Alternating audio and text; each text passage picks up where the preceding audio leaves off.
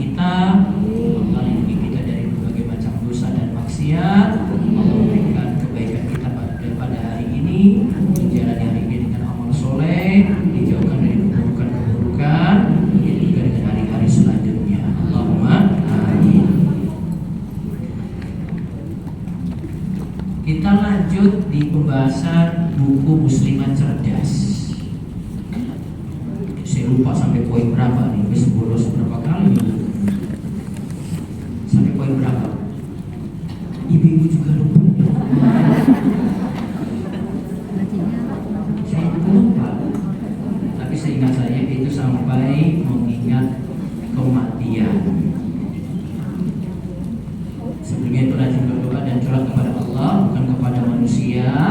Terus taubat dan nanti mengingat kematian. Baik, kita bahas tentang taubat terlebih dahulu, karena tidak lengkap kalau kita bahas tentang akhirat terus kita tidak bahas tentang keadaan kita di dunia untuk bertobat. Baik, tadi kan sudah pengakuan dosa. Taubat itu apa? Berasal dari kata taba, yaitu taubatan. Ini disebutkan di halaman 21. Taubat itu kembali dari perbuatan maksiat menuju ketaatan kepada Allah. Kembali dari apa? Perbuatan maksiat menuju ketaatan kepada Allah. Oke. Kita lihat syarat-syaratnya terlebih dahulu. Orang bisa saja rajin istighfar, dan istighfar itu hanya di lisan, bisa saja. Bahkan orang lagi maksiat dia sampai istighfar juga. Astagfirullah, astagfirullah. Tapi lagu lagi itu tuh, astagfirullah lagi. Dia masih lanjut lagi itu. Maka bisa dalam keadaan bermaksiat orang istighfar. Yang kita bahas ini bukan sekadar istighfarnya, Bu. Karena kalau istighfar tidak diiringi, tidak dibarengkan dengan penyesalan, sia-sia tadi. Coba kalimat istighfarnya, astagfirullah, ya Allah, aku mohon ampun. Kalau tidak diiringi dengan kalimat penyesalan, bermanfaat. Seperti itu tidak manfaat, karena cuma ucapan di lisan. Maka kalau kita simpulkan dari kumpulan dalil-dalil yang ada, taubat ini lebih sempurna daripada istighfar tadi. Dan kita ketika melakukan taubat harus memenuhi 3 syarat utama. Dan 3 syarat ini kita lakukan tidak melihat waktu. Oh, saya tunggu 2 bulan lagi Ramadan aja lah baru saya taubat. Sekarang saya masih belum bisa, Ustaz. Agak melihat waktu di sini. Bisa jadi orang itu berbuat maksiat pagi hari, malamnya dia bertobat. Tidak pandang waktu. Dan salah satu yang mesti disegerakan dari perkara-perkara yang kita diperintahkan disegerakan, yaitu taubat. Ada juga hal-hal lain lagi, Bu, yang mesti disegerakan. Di antaranya, Bu, catat di baik-baik. Kalau tadi tobat ya, 1. Yang kedua, ini kayaknya agak nyinggung ibu-ibu nanti nih, bayar utang. Ini nada saya agak keras dikit ini. Bayar utang. Ayo. Tes. Jelas, Bu, belakang? Jelas ini apa yang pertama tadi? Jelas ya? Baik. Yang pertama tadi tobat. Yang kedua apa tadi? Bayar utang. Yang ketiga mengurus jenazah. Walaupun kalau ada uzur boleh ditunda. Di kajian Khadijah di hari Senin saya pernah sampaikan, di JS ini juga, Nabi SAW itu meninggal dunia hari Senin waktu duha.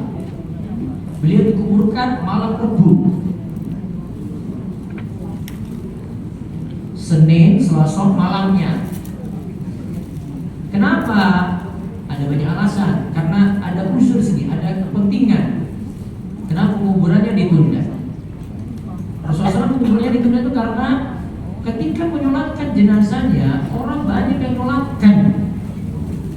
Yang meninggal siapa? Rasulullah.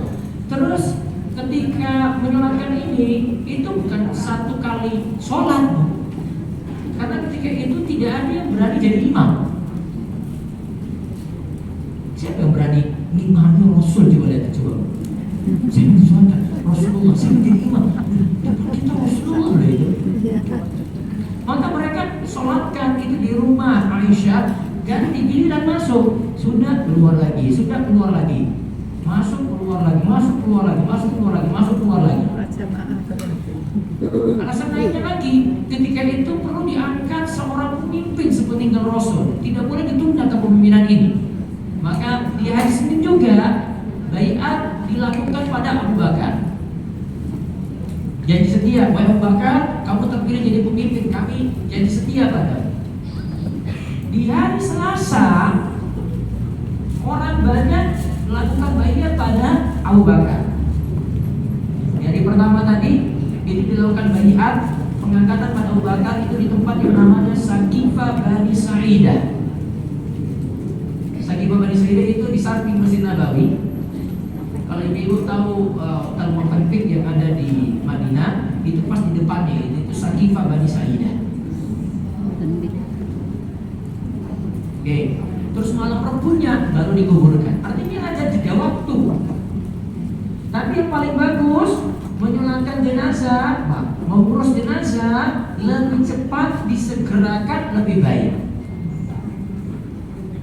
Terus satu lagi yang butuh disegerakan, segera menikahkan anak perempuan ketika sudah datang jodohnya. Ulang, apa tadi Bu? Menikahkan anak perempuan ketika sudah datang jodohnya. Kalau belum datang jodohnya, ibunya cari. Bisa tanya Pak Ustaz. Pak Ustaz, saya punya putri, dia jurusan kedokteran. Kira-kira Pak Ustaz jodohnya sinten nggih? Oh siap Bu, saya punya data 13.000. 13.000. Nah itu kan akhirnya banyak itu kan. Biasa promo tukang promo gitu. Kalau sudah waktunya disegerakan, apalagi anak perempuan, apalagi yang datang laki-laki soleh, sudah cakep, motornya keren, lulusan bagus lagi, fulusnya masya Allah. Itu bisa jadi pertimbangan Bu. Kadang tampang itu gak penting Bu, betul nggak? Yang penting makan.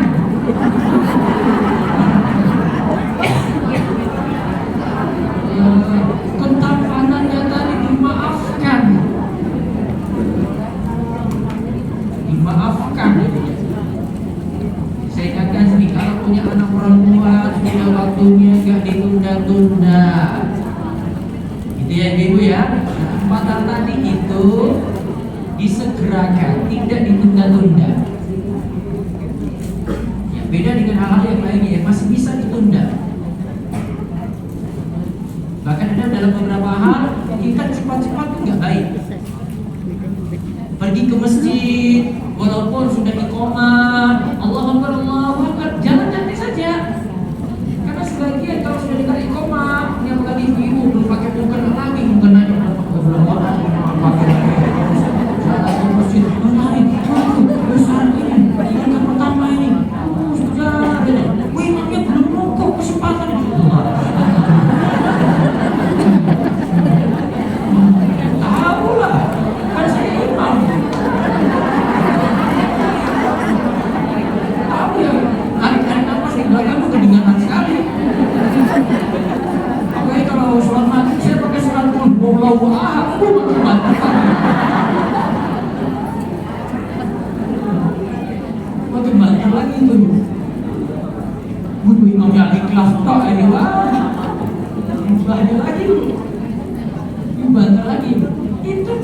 disuruh nyantai. Oh wes, iqomah. Ya wes telat kok. Siapa yang salah?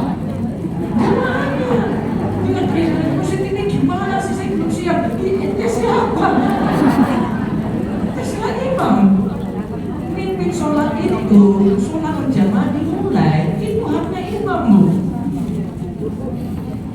Itu bukan pengaruh jam digital, Bu. Kalau saya sih mau belikan jam digital, mau bunyi-bunyi kayak saya belum keluar, biarin aja. Kalau saya sudah bunyi, biarin, belum siap. Kadang saya lebih cepat.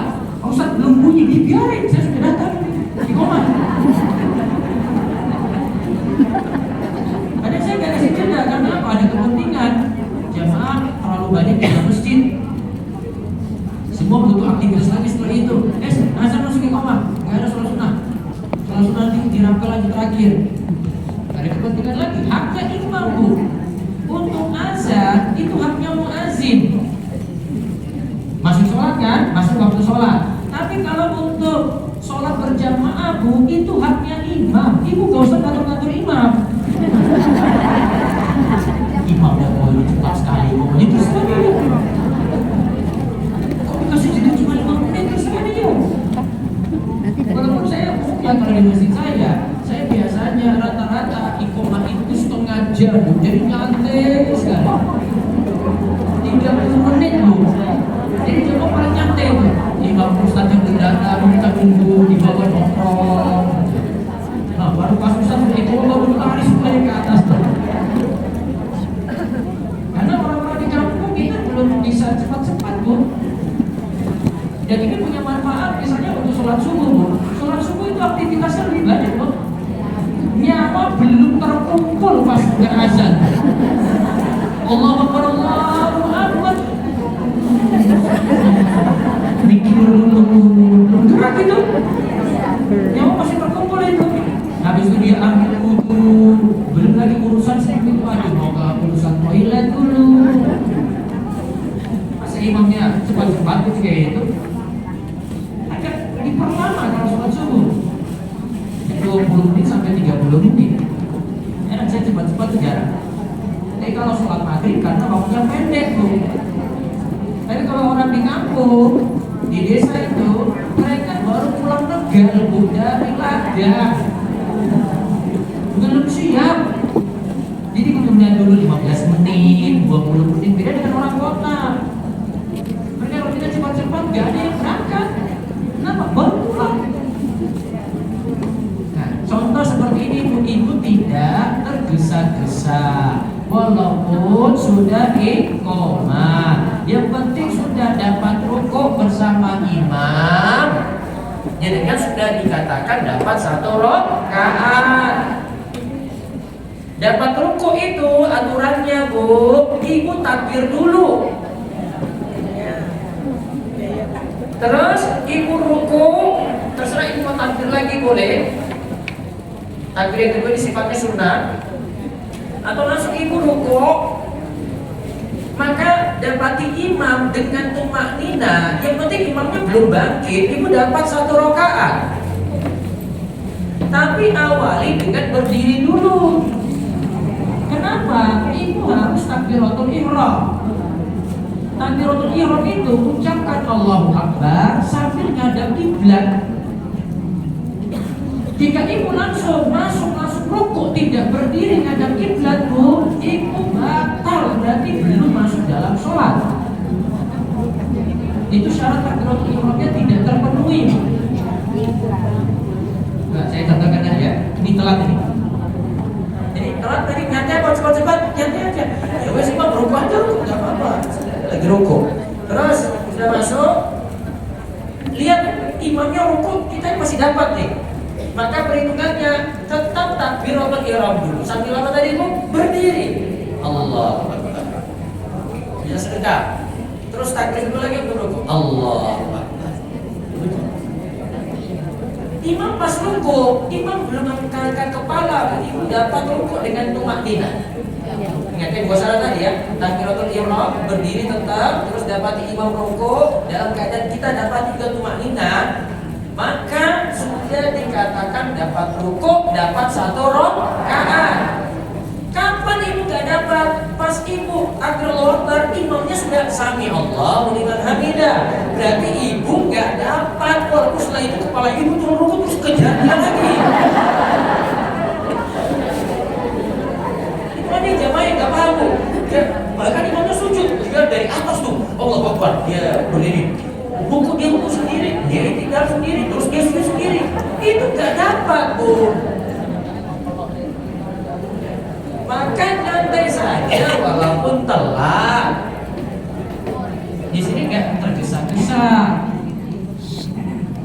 Tapi kaidahnya tadi ya, dapat rukuk, dapat 1 rakaat. Ustaz, saya telat sekali, saya dapatnya di rakaat terakhir pas imam tahiyat akhir. Selama ibu dapati bagian sholat sebelum imam ucapkan salam pertama, sebelum huruf mim, Assalamualaikum, mimnya sebelum mim ibu sudah dapat, maka ibu disebut dapat berjamaah bersama imam. Walaupun tidak dapat 1 rakaat, pahala berjamaahnya sudah dapat. Jelas, Bu? Jadi bedakan antara dapat 1 rakaat dengan dapat pahala berjamaah. Maka tidak usah cepat-cepat. Nyantai aja. Ya wis telat. Dikomal lagi berangkat baru pakai mukena ini, Bu. Berangkat aja. Tidak usah mengatakan apa sholat yang kalian dapati dan imam ikuti. Yang kurang tadi sih nanti kalian tinggal tambahkan saja setelah imam salam. Nah, selesai juga. Nah, maka tadi ya, taubat mesti disegerakan. Ingat ya, sekarang syaratnya 1, berhenti dari maksiat. Harus berhenti, Bu. Orang minum miras, cara dia tobat gimana? Berhenti, Bu.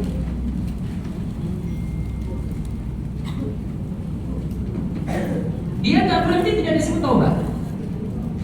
Aduh, saya satu hari biasanya 2 botol, saya kurangi setengah saja. Oh, belum selesai berarti. Kalau dia teh botol ya beda lagi. Ini miras yang kita bahas. Harus berhenti. Kalau dia lakukan ketaatan, dia tinggalkan misalnya sholatnya bolong-bolong, maka tobat dia berhenti dari maksiat berarti laksanakan sholat. Iya kan? Sholatnya kembali dilaksanakan, berarti yang bolong-bolong tadi dia harus penuhi 5 waktu. Cuma satu problem, Bu. Ini sholat yang sudah ditinggalkan, bahkan yang ditinggalkan banyak sekali karena bolong-bolongnya banyak. Sekarang mesti diganti semua atau tidak? Dikodok semua atau tidak? Ustaz, saya 1 tahun nggak sholat, Ustaz. Pas hari Jumat ini pagi ini Ustaz ngomong langsung tuh, saya tobat sekarang. Tapi sholat saya 1 tahun tadi saya perlu ganti atau tidak? Bu, ibu mau jawaban yang ringan apa yang berat? Ringan. Terus berat, yang berat. Ada ibu nanya ke saya juga, saya jawab kayak gitu. Dia tanya tentang puasa. Ustaz, saya kalau ke sekolah dulu itu di rumah puasa, Ustaz. Di sekolah saya jajan sampai rumah. Saya puasa lagi. Saya lakukan diam-diam, Ustaz. Sekarang saya sudah ngaji sama Ustaz, saya tobat, Ustaz. Cara tobatnya gimana? Apakah puasa tadi perlu saya ganti? Ibu mau jawab ringan apa jawaban berat? Sebenarnya saya nggak mau sebut ini ringan juga, tetap berat juga. Tapi tidak ada istilah qadha di sini karena dia sengaja meninggalkan sholat, dia sengaja meninggalkan puasa. Karena Syekh Ibnu Utsaimin, orang seperti ini kewajibannya tobat.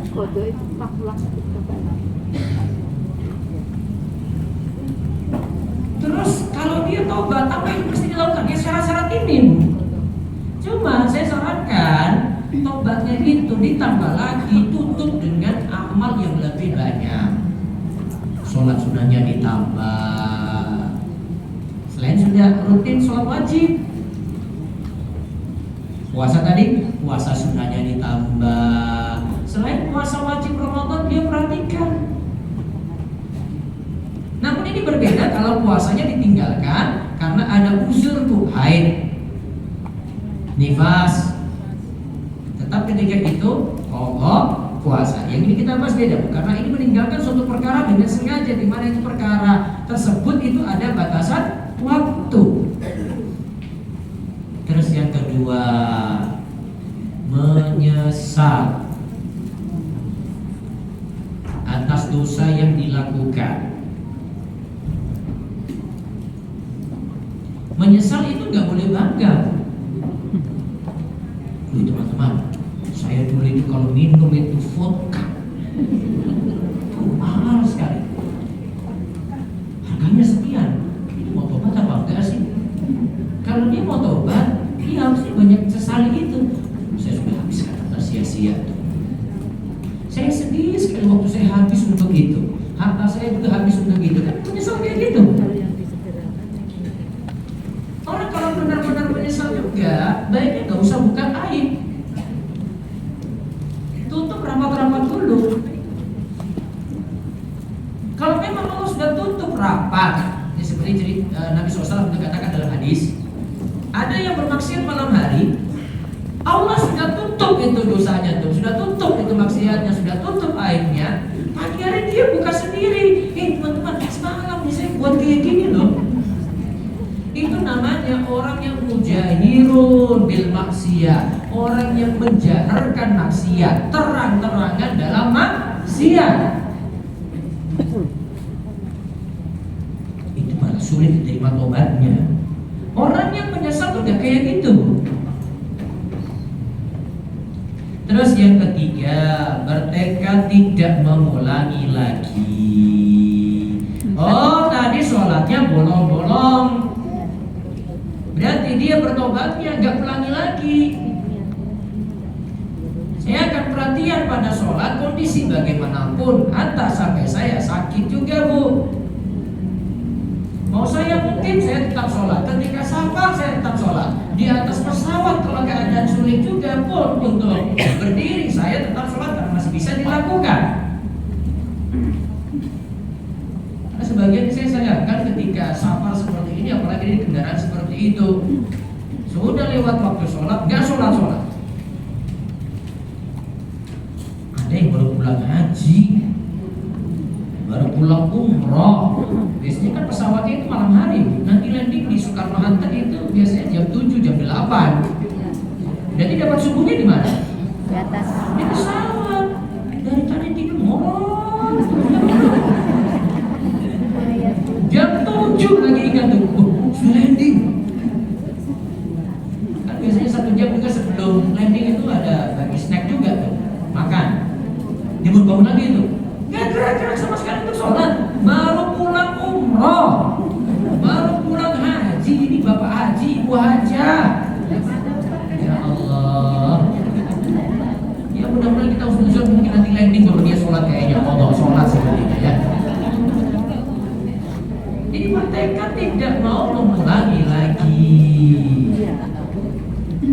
Orang kalau sudah bertekad dia berusaha, oh ya sholat saya nggak mau ulang lagi seperti dulu nih. Waktunya tiba, saya berusaha sholat di awal waktu, seperti itu. Lalu kita lihat, apabila dosa tersebut berkaitan dengan hak manusia. Nah ini kaitan dengan orang dulu, ini yang berat, Bu. Kalau kita dengan Allah itu tobatnya sudah Allah maaf ngampun, Bu. Kita mohon ampun pada Allah, Allah beri ampunan. Kita tobat pada Allah, Allah terima tobat kita. Tapi kalau dengan manusia belum tentu selesai, Bu. Betul nggak? Mohon maaf sama orang itu, Bu. Dia nggak mau. Saya nggak akan maafkan kamu. Di dunia ini saya nggak akan maafkan kamu. Saya akan tuntut kamu di akhirat. Manusia, Bu. Saya nggak setuju dengan ini. Ngapain dituntut-tuntut di akhirat? Dikira di akhirat dia sendiri bisa selamat. Iya, Bu. Siapa yang jamin di akhirat kita sendiri bisa selamat? Kita mau menuntut kalau kita selamat kan? Kamu dulu yang buat sama saya ya. Mana nih? Utang-utang belum bayar ya? Tapi kalau dia selamat kan dia bilang kayak gitu. Dia sendiri belum selamat tuh. Taruhlah dia ini buat karena salah sama dia, minta maaf. Tapi bisa jadi juga dia buat salah sama orang lain, Bu. Kita interaksi dengan orang itu banyak sekali, Bu. Maka boleh jadi orang itu zolimi kita malah zolimi orang lain, bahkan mungkin lebih banyak. Betul nggak? Ide-idenya saya akan nuntut kamu di akhirat. Baiknya selesaikan di dunia. Maka cara tobatnya kalau ini berkaitan dengan hak orang lain, maka para ulama rinci satu, jika berupa harta, dia ngambil harta orang lain, maaf, kakaknya punya sertifikat, dia ambil untuk dijual, duitnya pakai sendiri. Ambil harta orang lain tanpa izin, walaupun saudara sendiri, Bu. Maka cara dia tobat, ia harus kembalikan. Jika harta tadi sudah hilang, maka ia harus mengganti dengan nilai yang setara. Dia ambil HP-nya orang, HP-nya sudah nggak ada lagi, nggak tahu di mana, maka dia harus ganti senilai itu. Dulu ngambil gorengan, dia ngambil 5, bayar 2.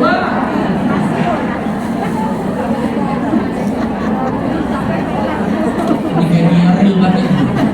Gila.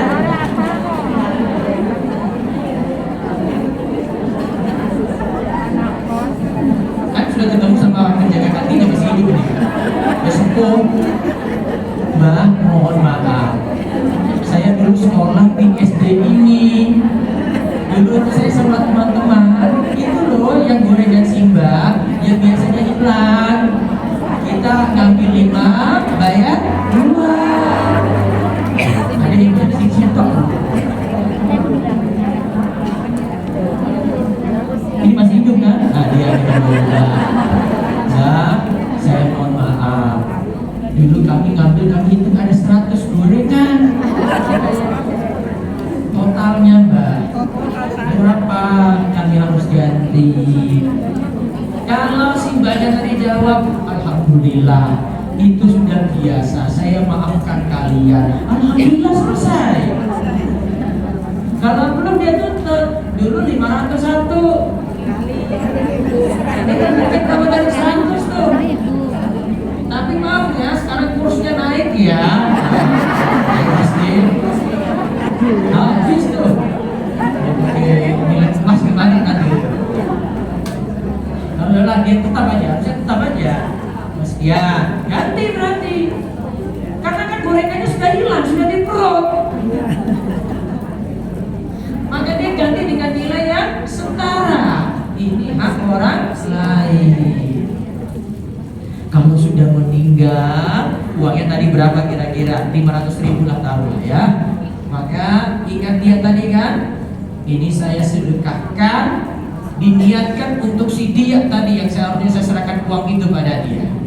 Maka mudah-mudahan pahalanya nyampe pada si Mbah tadi yang gorengannya dirampok sama siswa-siswa dulu.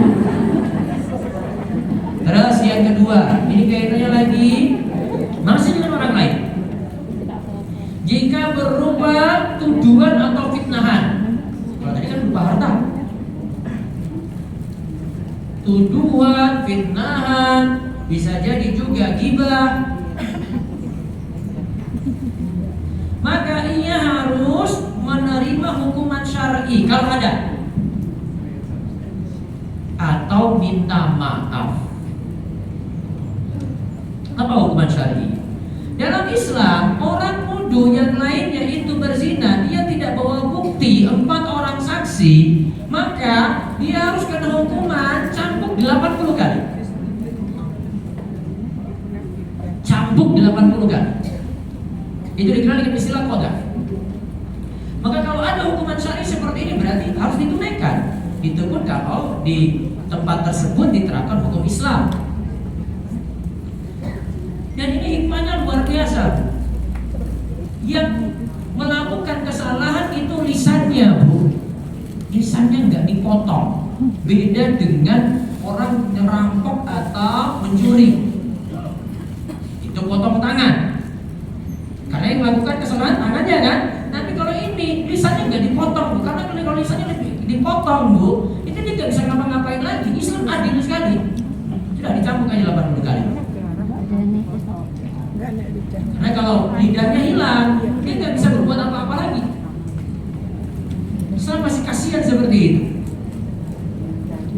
Nah, namun kalau ini tidak ada atau tidak diterapkan, maka minta maaf. Maka minta maaf. Tapi nanti bisa beralih yang ketiga, Bu. Ini lagi yang ketiga, kalau ini bentuknya ghibah. Kalau kita minta maaf, ini perlu pertimbangan. Bu, fitnah dengan ghibah itu beda. Kalau fitnah itu memang ya kita berbicara dusta. Kalau ghibah, rasanya orang itu benar-benar ada, Bu. Tapi kita bicarakan jelek, betul nggak? Nah, untuk yang ketiga ini untuk dosa ghibah. Khusus ghibah saja. Untuk ghibah, kalau minta maaf perlu dilihat dua hal. Pertama, kalau orang yang kita minta maaf dia mau maafkan, dia tipenya itu memang pemaaf, maka mintalah maaf dengan tulus. Bu, maaf Bu, saya dulu gibahin jenengan 5 kali. Ya, saya maafkan. Selesai berarti. Tapi ada kan, kalau gibah kan diam-diam. Ya jujur nih, saya dulu 5 kali rasanya jenengan loh. Oh kamu ternyata ya. Kamu ini. Setelah itu dia gak mau ngobrol lagi sama ibu. Ada tuh kayak gini kan Bu? Oh ada. Maka untuk ini ibu jangan minta maaf terang-terangan Bu. Karena mudaratnya lebih besar. Apalagi sama teman sendiri, teman jalan bareng lagi. Karena nanti resikonya lebih besar Bu. Sehingga ibu sesali yang ibu lakukan, perbanyak istighfar dan juga doakan orang yang dirasani tadi, digibahin tadi. Beda Bu. Ini beda ya? Oke. Kita simpulkan tadi kaitannya dengan harta, berarti hartanya dikembalikan. Kalau kaitannya dengan fitnah atau tuduhan tidak benar, minta maaf. Kalau ada hukum qadzaf tadi seperti nuduh zina tanpa bukti, maka diterapkan hukum qadzaf, hukum syar'i. Kalau negara terapkan seperti itu. Terus yang ketiga, kalau ghibah dilihat orang yang kita mau minta maaf ke dia, orang yang dikenal pemaaf, maka minta maaf terang-terangan saja. Tapi kalau dia itu sulit untuk terima, maka istighfar dan doakan dia supaya juga dosa-dosa kita itu berguguran. Lalu, apa tanda taubat kita diterima? Kalau kita sudah taubat, apa tanda taubat kita diterima? Pertama, kondisinya lebih baik dari sebelumnya. Berarti tadi kalau sholatnya bolong-bolong, maka sholatnya tertib 5 waktu lagi.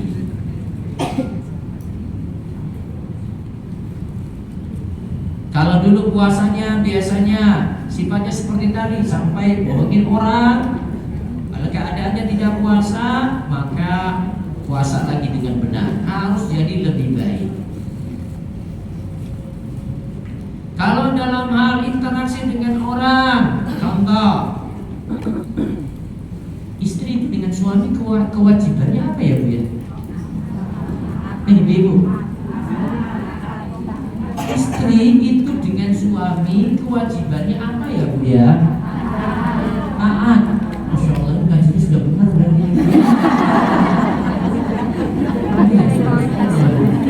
Itu aja ucapkan taat itu kok berat banget ya.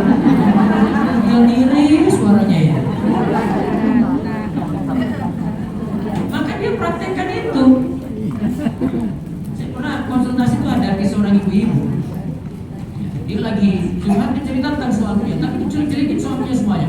Suami saya suka main game Ustaz, suami saya kayak begini, kata-katanya tidak mencerdaskan, kalau dia suka ngaji juga. Sekarang dia di rumah cuma main game aja, kerja main game lagi gitu terus. Dia dengan saya tingkah lakunya nggak baik. Bu, sabar dulu Bu. Ibu bisa nggak? Ibu tadi kok dengan saya ini kok nadanya keras sekali ya Bu ya? Ini kalau dengan suami kayaknya lebih parah daripada saya. Tadi Bu nadanya tinggi sekali, ini kalau ngomong dengan saya kayak gini Bu ya. Ini ada apa dengan saya? Ibu konsultasi, ibu tidak dapat solusi. Tapi nada ibu dari tadi itu kayak gini tuh. Ibu tidak dengan suami tapi nadanya seperti itu. Artinya ibu kalau sampaikan ibu itu solusi, ya nadanya turunkan. Ustaz, suami saya kayak begini, bagaimana solusinya? Saya setelah berikan jawaban, dia masih bantah lagi. Kalau sudah Bu, selesai bantahannya Bu dengan saya Bu. Oke, ibu tujuannya mau konsultasi apa? Cuma bantah saya saja.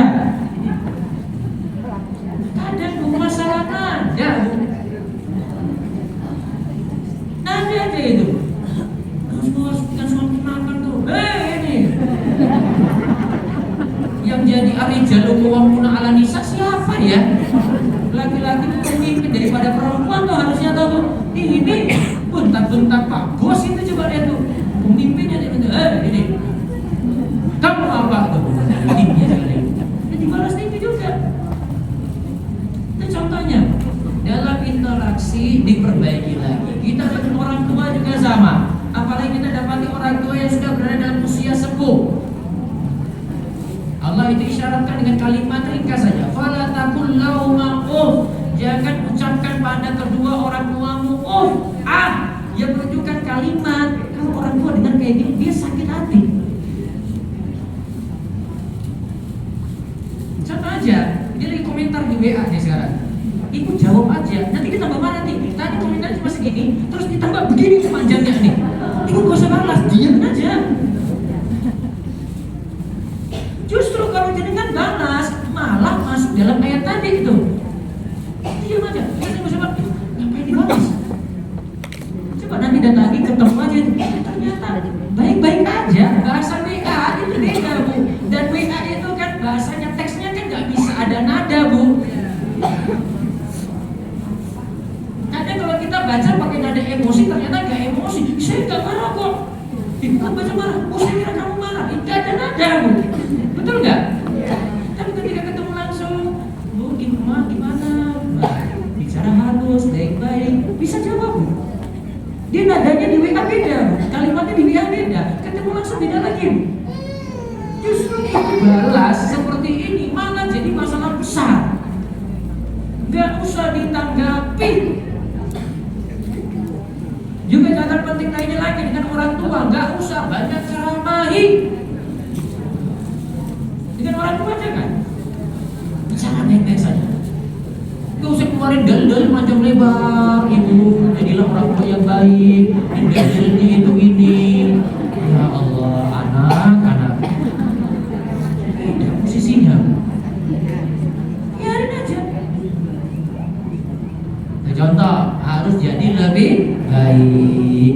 Mudah-mudahan ibu-ibu juga nanti jadi istri-istri yang baik ketika di rumah, jadi orang yang baik ketika di rumah, insya Allah ketika interaksi dengan orang tua.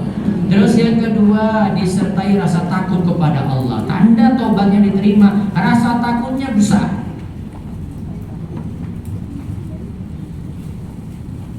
Rasa takutnya besar. Sehingga kalau dia mau berbuat lagi, saya nggak mau terjatuh lagi dalam dosa yang sama. Takutnya luar biasa.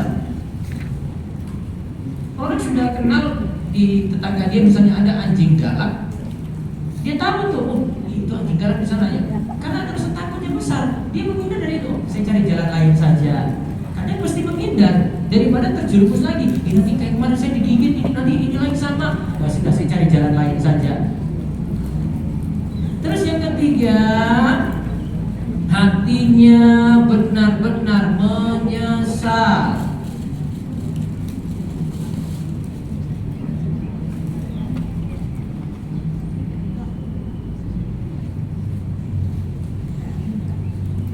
Terus yang keempat, hatinya benar-benar remuk, merasakan hancur bilang dosanya itu besar. Kalau orang beriman itu dia rasakan dosa itu kalau dia perbuat seperti dia lagi ditimpa oleh gunung. Sedangkan orang ahli maksiat mau dia buat dosa itu seperti kata Nabi SAW untuk lalat lewat, terus tinggal diusir saja gitu, sudah lalatnya pergi lagi tuh. Maka kalau ada rasa seperti tadi, hancur di saya. Dan saya kalau mau pulang seperti akan saya dapatkan kehancuran lebih baik. Maka kalau tanda-tanda tadi itu diperoleh, kita dapati seperti itu tanda taubat kita diterima. Ini poin pentingnya. Jadi lebih baik kalau kita lakukan taubat dengan jujur, ya, maka untuk hadapi akhirat itu makin lebih mudah lagi. Semoga Allah jadikan kita hamba yang bertobat dan kembali kepada Allah Subhanahu wa taala. Allahumma amin. Silakan bisa. Ini pertanyaan. Ada yang langsung?